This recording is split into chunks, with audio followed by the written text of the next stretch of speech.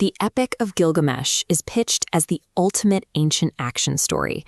A king fights massive monsters, angers the gods, and survives an apocalyptic flood. We're often taught that the human brain is a battleground of opposing forces, unpredictable emotion on one side and cold, calculating logic on the other. The Brain Kinematics Model suggests a very different architecture.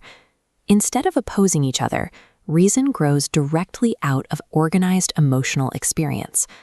To trace how that happens, we don't look at functional MRI scans. We look at this 6,000-year-old piece of clay. This text serves as a cognitive fossil record. Written and rewritten over 2 millennia, it maps the path of human thought, evolving from raw survival instinct into complex philosophy. Deep within our neural architecture, 2 baseline functions run constantly. We acquire memories to map our environment, and we process emotions to evaluate what those experiences mean for our survival. These 2 systems flow together to evaluate biological and social significance, creating an ever-updating internal state known as the regulatory continuum. From this, the brain uses simulation, what we experience as dreaming, isolating data to ask what if without risking harm. By running these isolated loops, the brain deliberately perturbs its existing emotional strain. It tests responses to fear, loss, or danger, evaluating which behavioral strategies work best. Dreaming is a biological strategy. It is designed to reorganize emotional tension and prepare us for the future. In the earliest Sumerian versions of Gilgamesh, human brains are occupied by immediate physical threats like predators and flash floods. This early depiction of the king shows him holding a lion against his chest. The narrative relies on brute strength, and when the king dreams, he dreams of literal monsters and collapsing mountains. As societies grow and we enter the Middle Babylonian period, the nature of survival changes.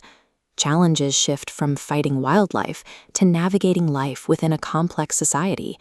When Enkidu dies, Gilgamesh faces an abstract trauma he cannot fight with a weapon. His simulation space expands to navigate the weight of grief and the terror of his own mortality. When the brain processes these intense emotional patterns repeatedly, they solidify into expectations. Those expectations harden into rules, and eventually those rules become pure logical reasoning.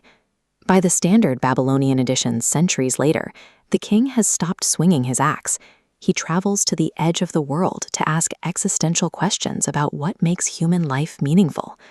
The massive compilation preserved in this later tablet shows how generations of scribes updated the text, recording the maturation of their own cognition.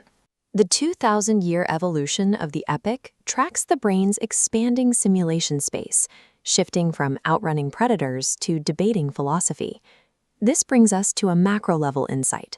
At scale, a cultural myth performs the same function for a society that a dream performs for an individual. Individual dreams process personal, unresolved emotional tensions, finding a way to integrate them by morning. A shared cultural narrative takes unresolved generational traumas, like devastating floods or wars, and processes them into functional social codes and laws.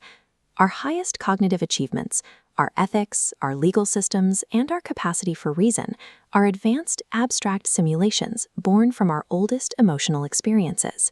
Engaging with fiction or experiencing an intense dream exercises the same cognitive machinery that built human civilization.